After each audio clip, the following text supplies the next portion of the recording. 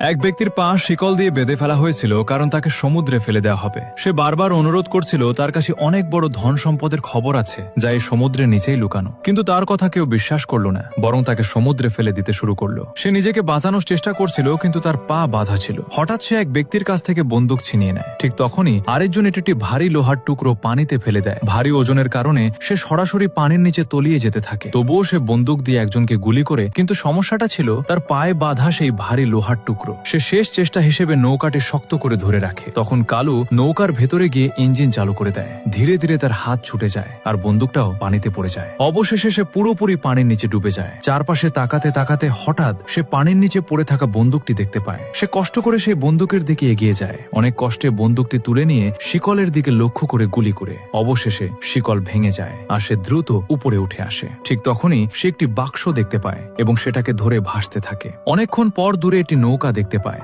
সে সাহায্য চাইলে নৌকার লোকেরা প্রথমে হাসাহাসি করে, কিন্তু শেষমেশ তারা তাকে নৌকায় তুলে নেয়। এরপর সে তার প্রেমিকা এবং দলের সঙ্গে আবার সমুদ্রে ধন খুঁজতে নামে। কিছুক্ষণ পর তারা সমুদ্রের নিচে একটি বিশাল সোনার স্তম্ভ খুঁজে পায় এবং একের পর এক ধন সম্পদ